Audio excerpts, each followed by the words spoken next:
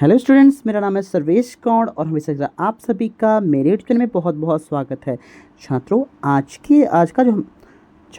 का जो हमारा टॉपिक है वो है सेंटेंस। आज हम लोग जो है सेंटेंस के बारे में पढ़ेंगे। सेंटेंस क्या होता है, इसके कितने पार्ट्स होते हैं, इसका पैटर्न क्या है और इसके काइंड्स क्या हैं, ये हम इस वीडियो में जानेंगे। तो वीडियो शुरू करने से पहले आप सभी से मेरा रिक्वेस्ट है, यदि आप मेरे यूट्यूब चैनल पर नए हैं तो प्लीज़ हमारे चैनल को सब्सक्राइब करिए। आमतौर पर हम जो है सेंटेंस उसे कहते हैं जो कि शब्दों के समूहों से मिलकर कोई ना कोई जो है वो सही वाक्य बनाते हैं या फिर जो सार्थक वाक्य बनाते हैं। इंग्लिश में हम इसका डेफिनेशन कर सकते हैं, a group of words which makes a complete sense is called sentence. देखिए पैटर्न क्या होता है सेंटेंस का। हिंदी वाक्य में जो रचना होती है, देखिए ध्यान से, हिंदी वाक्य में जो होता है कर्ता पहले होता है, फिर कर्म होता है, फिर क्रिया होती है, ठीक है ना। लेकिन इंग्लिश में क्या होता है, इंग्लिश में अभी हम देखेंगे कि इंग्लिश में जो होता है इससे थोड़ा सा डिफरेंट होता है। जैसे कि अगर हम हिंदी वाला एग्जांपल देख लें तो सब्जेक्ट पहले है, उसके बाद ऑब्जेक्ट है और लास्ट में वर्ब है। जैसे झंकार खाना खा रहा है, तो झंकार सब्जेक्ट हो गया, खाना जो है ऑब्जेक्ट हो गया और खा रहा है वो वर्ब हो गया। फिर उसके बाद अगर इंग्लिश में हम देखें इसका पैटर्न, तो इंग्लिश में जो पैटर्न होता है वो है कर्ता पहले, क्रिया दूसरे नंबर पर और लास्ट में जो होता है आपका वो कर्म होता है, ठीक है ना। तो subject plus verb plus object, जैसे इसका जो इंग्लिश हो जाएगा वो हो जाएगा झंकार और क्रिया हो जाएगी इज़ ईटिंग और कर्म जो हो जाएगा द फूड, ठीक है।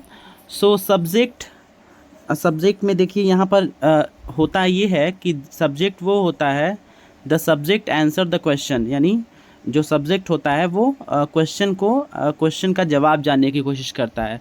यहाँ लिखा है कि हिंदी के वाक्य में क्रिया के साथ कौन या किसने का उत्तर बताने वाला शब्द जो होता है वो कर्ता कहलाता है, ठीक है। अब वर्ब क्या कहलाता है, किसी काम का होना या करना जो होता है उसे वर्ब कहते हैं। Verb tells something about subject. Object क्या होता है, ऑब्जेक्ट जो होता है कि क्या या किसने का उत्तर बताने वाले शब्द को ऑब्जेक्ट कहा जाता है। तो देखिए part of the sub sentence कौन कौन से होते हैं। देखिए पार्ट ऑफ द सेंटेंस दो तरह के होते हैं, पहला एक सब्जेक्ट होता है, दूसरा प्रेडिकेट होता है। तो सब्जेक्ट क्या होता है, देखिए a person and thing about which something said is known as subject, यानी कोई भी जो वस्तु है या कोई चीज़ है, ठीक है ना, अगर किसी के बारे में कुछ कह रहा है तो उसे हम लोग क्या कहते हैं, सब्जेक्ट कहते हैं। यानी वाक्य का वह भाग जिसमें किसी व्यक्ति या वस्तु की जानकारी हो वो क्या कहलाता है, कर्ता कहलाता है। प्रेडिकेट क्या होता है, something which is said about the subject is called predicate, यानी जब वाक्य का वह भाग जो कर्ता के बारे में कुछ कहे उसे हम लोग प्रेडिकेट कहते हैं। जैसे झंकार इज़ ईटिंग द फूड, ठीक है ना, तो झंकार इज़ ईटिंग द फूड, तो झंकार इसमें सब्जेक्ट हो गया, अब बाकी जितना बचा हिस्सा है वो प्रेडिकेट हो गया, ठीक है। अब यहाँ पर जो है सेंटेंस कितने टाइप्स के होते हैं वो हम लोग देख लेते हैं। देखिए जनरली सेंटेंस जो हैं वो 5 टाइप के होते हैं।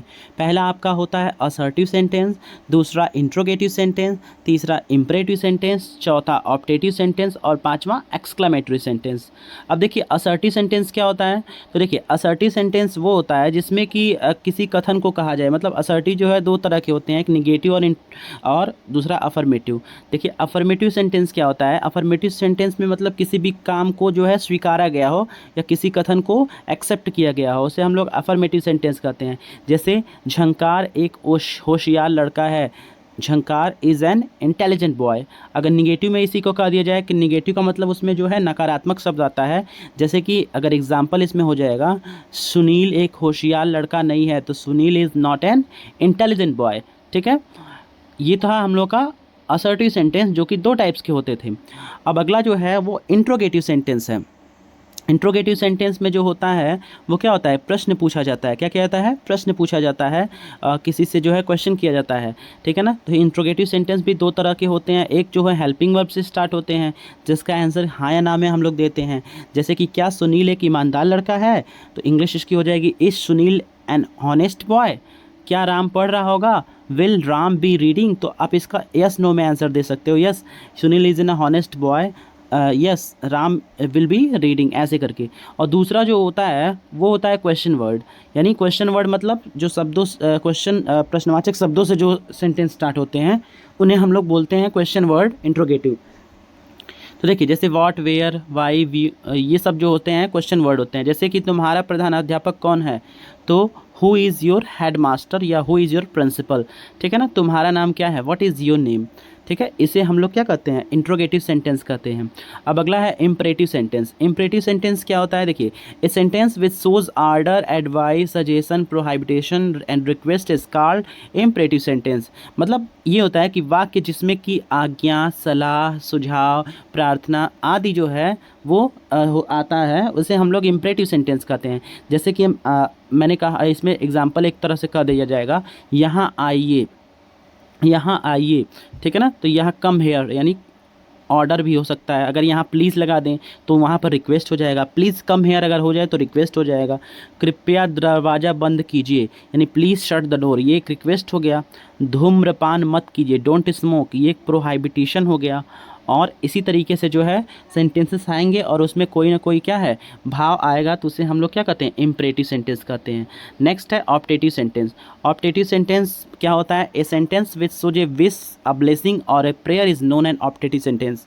मतलब किसी सेंटेंस में इच्छा, प्रार्थना, शुभकामना आदि आता हो तो उसे हम लोग ऑप्टेटिव सेंटेंस कहते हैं। ये नॉर्मली जो है विश या मे से शुरू होते हैं। जैसे आपकी यात्रा सुखद हो, विश यू हैप्पी जर्नी, तो इसमें ब्लेसिंग आ रहा है। आपका भाग्योदय हो, with him best of luck, ये भी ब्लेसिंग आ गया। भगवान आपको लंबी आयु दे, तो मे यू लिव लॉन्ग, ये जो है इच्छा है। भगवान आपकी मदद करें, मे गॉड हेल्प यू, ये एक प्रेयर है।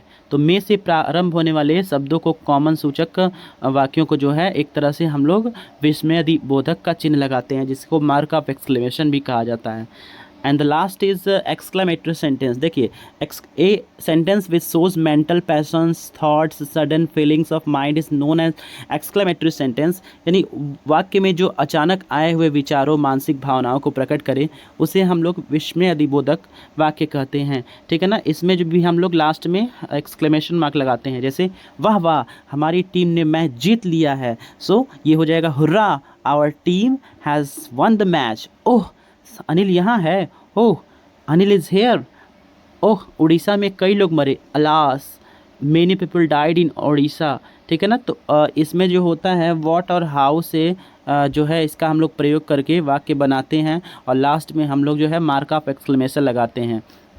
जैसे कि एक हो गया, झंकार कितना अच्छा लड़का है, what a good boy Jhankar is, वे कितना धीरे चल रहे हैं, how slowly they are walking, ठीक है ना। तो ऐसे सेंटेंसेस जो होते हैं एक्सक्लेमेटरी सेंटेंसेस कहलाते हैं। स्टूडेंट्स, आई होप आप सभी को जो है सेंटेंसेस के बारे में अच्छे से समझ में आ गया होगा। अगर कोई दिक्कत हो तो प्लीज़ आप कमेंट बॉक्स में कमेंट करके आप अपनी डाउट को क्लियर कर सकते हैं।